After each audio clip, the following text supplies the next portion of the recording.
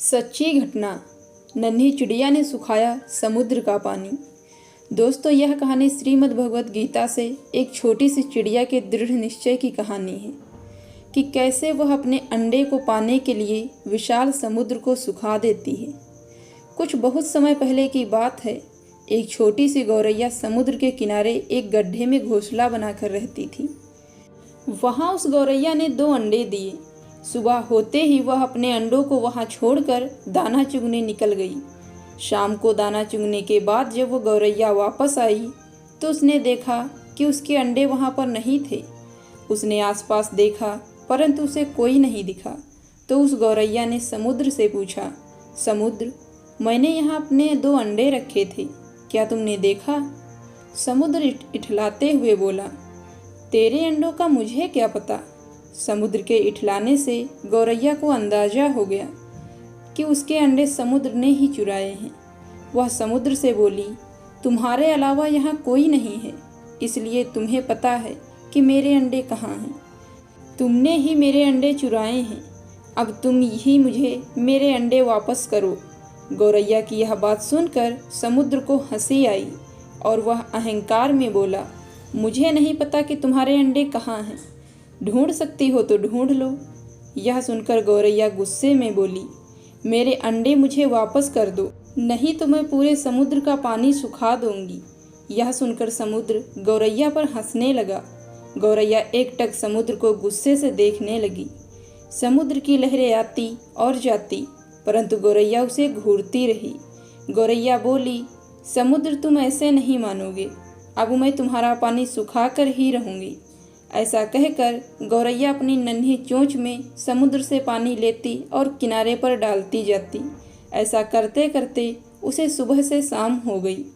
शाम के समय अन्य पक्षी आए और गौरैया को देखकर बोले, गौरैया, आज तुम दाना चुगने क्यों नहीं आई? परंतु गौरैया तो गुस्से में थी, वह कुछ नहीं बोली। वह अपनी चोंच में समुद्र से पानी लेती और किनारे पर डालती जाती।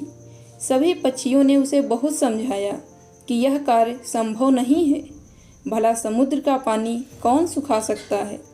लेकिन गौरैया बोली, मैंने प्रण किया है कि मैं इस समुद्र का पानी सुखा कर ही रहूँगी, जिससे मेरे अंडे मुझे वापस मिल जाएंगे। ऐसे दृढ़ निश्चय के साथ वह गौरैया अपने कार्य में लगी रही। जब वह थक जाती तो थोड़ा रुक जाती है और फिर वापस अपने कार्य में लग जाती। यह सिलसिला 3 से 4 दिन तक चलता रहा और धीरे धीरे गौरैया का स्वास्थ्य गिरता रहा।